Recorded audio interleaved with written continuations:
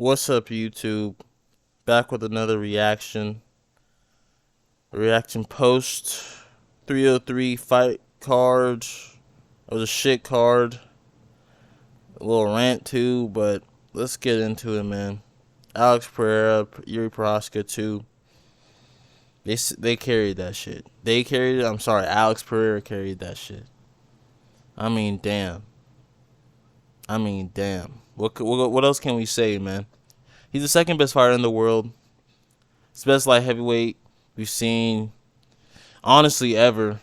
I'm sorry, John Jones fans. Like, you might have to take a seat. Israel Adesanya fans are right next to you. Don't worry. Don't worry. This guy's crazy, bro. He's actually crazy. Alex Pereira is actually crazy. I mean, look at the stats, bro. You see it right there.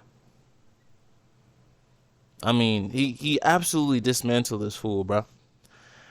And I predicted it. I'm not gonna to my boat, but I gotta say what I say. I said this, but I didn't think it was gonna be like this at all. I thought it was gonna be a little closer. He made him look like he shouldn't even be fighting. And it was not embarrassing, but at the same time, it was like, damn, he made Yuri look like a sparring dummy, bruh. It was actually crazy, bro. Like watching this live. I wish I had my reaction. I might get that soon, but jeez, bro. I was just shocked. Like the fact that of what he knocked him out in the first round, like the last second of the first round. He said that ain't enough for me. I'm gonna finish him right now, bro. And the first strike he threw knocked him down, and it was over. He honestly could have been out of there in the first round, bro. Yuri was. He looked like regular Yuri, but after that knockdown, bro, he didn't look like himself. I mean, obviously. But I feel so bad, man, for Yuri. It's just tough to see. He's literally my favorite fighter right now, but that's what Alex Pereira does. He makes like your favorite fighters not your favorite fighter anymore. So, but regardless of that, I don't know what you do with this guy. I don't know where else he can go. I mean, he's probably going to be scheduled to fight Magomed probably October later this year in Abu Dhabi because, that's what they do. And I think he finishes him as well. I honestly think, this man has the touch of death. This man has good wrestling defense, takedown defense. I just I don't see like him losing at light heavyweight. Light heavyweight, I don't see him losing. Heavyweight's a different question. Triple champ, different question. I think he's the first. He can be the first to do it. At least try to do it. It's just like he just made this look so easy. It's just like an A+ performance. He's getting better. And he's 36. We have never seen stuff like this. So just appreciate greatness. It's making Izzy's win over him literally look impossible, bro. It's literally a canon event that should happen, bro. The fact that he KO'd him, I know everyone was shocked as fuck, but seeing it now, that shit doesn't even look real. Imagine that happened. Imagine that never happened. And seeing that shit in, a fucking AI edit. It'll be looking funny as fuck. Bro. That win that Izzy got is aging like fucking wine, bro. And I see why he doesn't want to fight him again. He's gonna get his ass fucking KO'd, 9 times out of 10. So he's probably gonna move up to heavyweight. I hope by next year. I hope he fights Tom. He would fight Jones. I mean, Jones is a pussy. We don't need to talk about that. But that's probably what's next for him. But next right now is probably Magomed, then heavyweight. But I mean, he's the second best fighter in the world, so he can do whatever the fuck he wants. Moving down this, I mean, the rest of this card is probably fucking whack as hell. I'm gonna make it brief. Diego Lopez, Dan Ige. Respect to Dan Ige. Took this fight in 4 hours notice. Who does that? And he won the third round. Diego Lopez, though, he did gas out hard. Probably wasn't expecting all that with Dan Ige. He was really great off his back. Or on it, when Diego Lopez was on his back, or the grappling exchanges they had, the submission defense, just great stuff, honestly. Not much to say about that fight though. Good win for Diego Lopez. I hope he fights up the rankings and actually gets a good opponent that makes weight. I think he still would have beat Brian Ortega. I just feel like his chin is just like the reason why I picked him for Brian Ortega. Like I picked him over Brian Ortega just because of his chin. And he, I would say though, Diego Lopez does need to work on the striking because that like kind of wild. I understand it in the first round, but I feel like if he faces someone like Ilya, he won't get past him. Like if he's trying to go up for the title, which obviously he is, I don't think that'll work against like a Max Holloway, Especially with cardio, he will absolutely wait for him to just gas out, you know. Unless he chins Max, I don't know that'll happen. So, like stuff like he needs to work on little things in his gas tank because it's just number one thing he needs to work on. I mean, you can't be gassing out that hard, but I think he'll be fine. Moving down, Roman Dolizzi, Anthony Smith. Anthony Smith, you're trash. Nothing much to say about that. You had this fight scheduled for. You've been working for this fight, in the gym training for at least 3 weeks or 2 weeks, and then you get a short, late notice, replacement with Roman Dolizzi, and you make him a top 10 fighter in 2 weight classes. You should be ashamed of yourself. You have no gas tank. Like how? How does Dan Ige on 4 hours notice have better fucking cardio than you, who's been training for this shit at least 3 weeks more than he was not ready to take this fight. I mean, sure he wasn't. I mean, he was actually ready for his fight. I'm not gonna discredit Dan Ige, but you've been also preparing for this fight for at least 3 weeks, bro. You should have a better. You should have better cardio than Dan Ige on 4 hours notice. And sure, he was obviously training. He was 2 weeks out of his own fight, Dan Ige. But bro, what the fuck are you doing? Literally, Anthony Smith, you're a veteran. How are you gassing out after the first round? I don't get it. I literally don't get it. Sports why the sport doesn't make sense, That's why I love it. But anyway, Anthony Smith, you should move up to heavyweight your shit. You made Roman Dolizzi top 10 in two. Like, I just can't believe that. Making him look good as fuck. Making him look like a top 5 fighter or something. Like, come on, bro. Anyway, moving down. Macy Chasson versus Mayra Bueno Silva. This was a great scrap, man. It was a great scrap. I'm happy. These women. This shit was mad. It's probably the most entertaining stuff other than Diego Lopez and Alex Pereira. This is a great fight. That's why I got a performance bonus. I wonder if they both get it or it's just Macy Chasson. But anyway, cut. Doctor stoppage, of course, This is such a cursed pay-per-view. I'm not even gonna lie. When it's getting good, let's stop it for a cut. Even though everyone gets cuts above the eyebrow. Like, that's like one of the most commonly horrible cuts. But are you kidding me? You gonna stop that? I just don't get that, She was ready to go. Like, it wasn't really bothering her. It was just a lot of blood coming out. I get it. It's just like, why would you stop that? It's MMA. You fight for that. You fight through that, I don't get it. I don't get it at all. Good win for Macy Chasson, but I would have liked to seen it go to the third round because I don't think that fight would have ended in the second. But it was a good fight while it lasted. Respect to both of these women. Moving down the card, Ian Machado Gary, MVP. Boring ass card. It was a boring ass card, honestly, the main card. But it was just very disappointing. But this fight was the reason why. I was looking forward to this fight. I wanted to see someone get a little stunned a little bit. It's just or some type of action on the feet. Ian Gary's so gun shy. I don't understand. And I understand MVP's quick as hell. I think he was way quicker than he expected. That's what it looked like. Because he was fighting like a timid bitch, bro. And obviously his grappling was working. But, like, you could see the strikes, bro. In a 3-rounder that goes to the decision, like, are you kidding me? I just don't get it. Like, great submission defense from MVP, fighting off that rear naked choke. I feel like we're seeing less and less of that at the high level.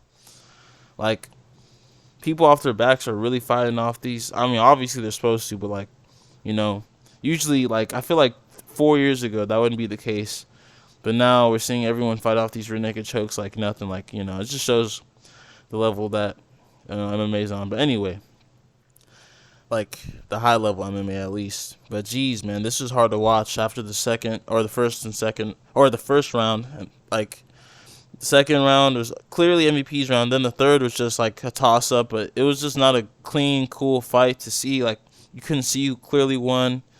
You can see an argument for MVP. It's just not but it was not a good performance for both of them, which is why it's like disappointing. So it was just boring as fuck. That's really about it. I mean, Ian Gary took his back in the first. Second, he got pieced up. And the third, he just kind of controlled him for the later half of the third, but not a great fight at all. Joe Pyfer, Marc-Andre Barriou. Clean KO. Featured prelim. I'm happy you got a bonus. I knew this was going to happen because this man, Marc-Andre, just puts himself in these fucking tight pocket situations when he thinks he has power, but he doesn't. As you can see, he's shit as fuck. Let me show you. Zero. Like, he didn't land a strike. Did he land no, didn't land a strike. Yeah, you can't do that. And you're going to get knocked out like a Looney Tunes character. Fall on your face, dumbass. I'm sorry. I'm being a little disrespectful, but bro, what did you think was gonna happen? Joe Pyfer for the clean KO, and I want to see him fight someone up the ranking. I mean, not on the rankings, probably someone out of the rankings for sure. I wonder who they're gonna put him against next, but I want to see him fight some tougher competition. Maybe someone right outside the rankings because he did lose to Jack Hermanson, so. Looking forward to him in his next fight, though. Andre Fili Cub Swanson. It was a good fight. Good scrap from seasoned veterans in the UFC. I thought Cub Swanson could have pulled it off, but, I'm not mad that Andre Fili won. I think he went 10-3 on this card. So, yeah, I know. I make some good predictions. Keep tuning in. But, yeah, this is a good fight. Nothing to complain about. Kind of knew what I was getting with this fight, I knew it was going to go to decision. They don't really, throw too much with intent to really knock out one. I mean, Andre Fili was throwing some heat.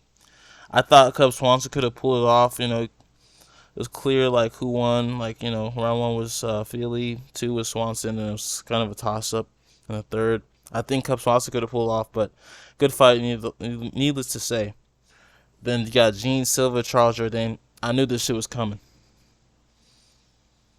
This is an underrated pick by me right here. Because I could see him sleeping Charles Jourdain, and he did it. The clean uppercut out of the clinch. That was clean as fuck. And he had and that's his first KO loss in the UFC. He's a good chin. But now, there we go. Damn, he's fought a lot. I did not even see this. Jeez, a lot of L's. In a draw. But yeah, it was a good fight. He did miss weight. Is he a weight bully? Maybe. He's a little short and stocky, but good win for Gene Silva though. Nothing much to say about that. That was a clean KO. You got Peyton Talbot, Giannis Gamori. I mean, this man is the real Sean O'Malley. You gotta call him Brown Sugar. Peyton Brown Sugar Talbot. You know what I'm saying? That'd be kind of cool if he sticks with that. But this guy's the real deal. I'm not even gonna lie. I was gonna say, like, this is his time to. Because he was a big, humongous favorite on the odds and everything. And you could see why. 19 seconds to get that clean of a KO was just nice. It was a great performance. It's the best we've seen. I mean, quick work of Giannis Gamori. And I wonder who. He should probably fight. Don't give him a ranked opponent yet. But someone outside the rankings. Somewhere close to the rankings, he should definitely get a fight with someone there. I'm not sure, but I think he'll be successful. He'll be a successful fighter for sure. I don't think he'll be losing anytime soon, to be honest. He's just so composed, bro. Like, the way he fights like he's been here like for about 15 fights in the UFC, but that was his fourth fight, if I'm not mistaken. that his fourth fight? Let's fact. Yes, it was. So 4-fight win streak, 4-0 in the UFC. Look forward to it. Jillian Robinson, Michelle Waterson Gomez decision. Uh, Great prediction on my part. I saw it was a good performance. Michelle Waterson Gomez retired. Not much to say. Um, yeah. Um, yeah. Moving down the card, Martin Buday, Andrei Arlovsky. Yeah, this shit did not deserve to be on this card at all. I had a feeling it was gonna be this fucking snooze fest of a fucking fight. I wonder how many significant strikes they had. 50. Okay, that's right there for me to see. It was right here. It was just boring, you know. Split decision win for Martin Buday. Andrei Arlovsky had a fucking way to win this fight. Why would you give him a chance? He's 45. He's 45. Think about it. Would you let a 45-year-old man take you to a decision and you could possibly lose that shit? Yeah. Just a fucking disgrace. Martin Buday, you deserve to be on the apex for the rest of your life. I'm sorry. But it was just disgusting. I just couldn't watch that clinch fest of a fucking fight. It was disgusting. Moving down. Andre Arlovsky, you should retire also. You're trash. You're not trash, but you're a crafty vet. Your time came and it's gone. You know, it was gone a long time ago. I wish fighters would understand that. You know, so that's like the reason why why they're not shocked. You know, because he's like, oh, I'm shocked now. I'm surprised I lost this. No, I knew you're gonna lose this shit. You're 45, bro. Ray Saruria, I've heard. I don't know if that's how you say it, but against Carlos Hernandez, it was a good, fun fight. They had good exchanges on the ground, grappling. Yeah, it was a good, clean win for. I think he won 29-28 because he lost that last round. Yeah, unanimously. So, good debut. I don't know if this is UFC debut.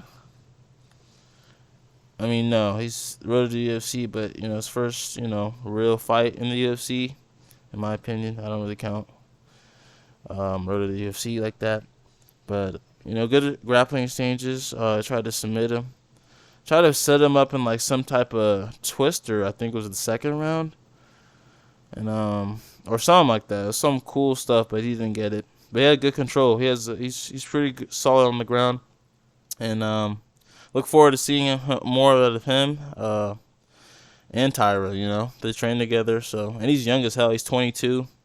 Obviously holes in his game. He needs to work on his striking, get stronger. But it's a flyweight. He's looking solid. Carlos Hernandez, young. The UFC's cut list. I think you're fucking 0-2. You're 3-3. I'm sorry. I thought you just fought these two Japanese fighters. My fault. You're on thin ice, bud. And then the opener to open this pay-per-view: Vinicius Oliveira, Ricky Simon. Ricky Simon, you are a fraud. I thought your wrestling was better than it was. No, it's not. This makes me just wonder. Like, good win for Vinicius Oliveira, regardless, but.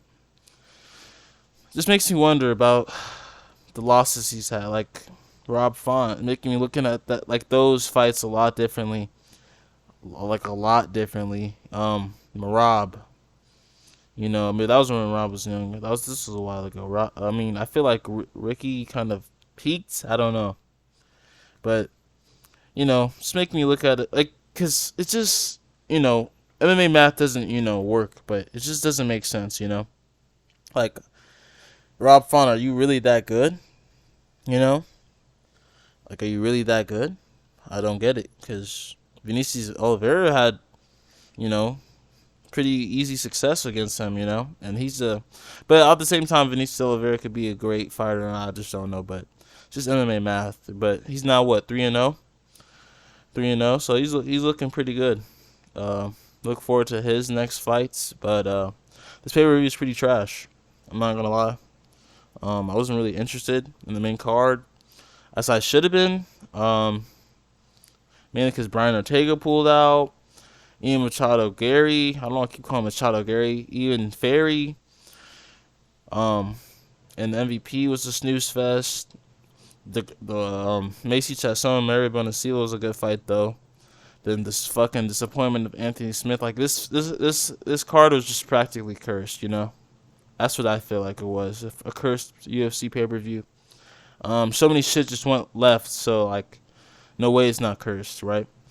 Um, Not looking forward to the UFC in the next few weeks though. My God, this card is looking like an abomination. Like this is the card. This is a card. This is a card. This is a card right here. Fight Night, Rose Namajunas, Tracy Cortez. This is a card, bro. This doesn't even look real. I feel like there's no way this is going through, right? Like these two are probably the only fights I care. Like literally, maybe these three. Sure, maybe these four. Just because Rose Namajunas, she's just like Doug Rose. But no, no. I can't. I can't with this. This is awful. This is bad. And don't get me started. Don't get me started with coming next after that. Oh, this is even worse. Oh my God, Dana. Dana. What the fuck is this? I'm just waiting for 304, you know. I got a bunch of videos coming out soon. Stay tuned. Got tier list coming. It's coming soon though. And we're gonna make these predictions pretty soon as well on these shit fight nights. I might not even make them honestly. I don't know. It's just it's really like, do I want to give my attention? Like let the UFC know I fuck with this because I don't. It sucks for the next couple of weeks, but we'll survive.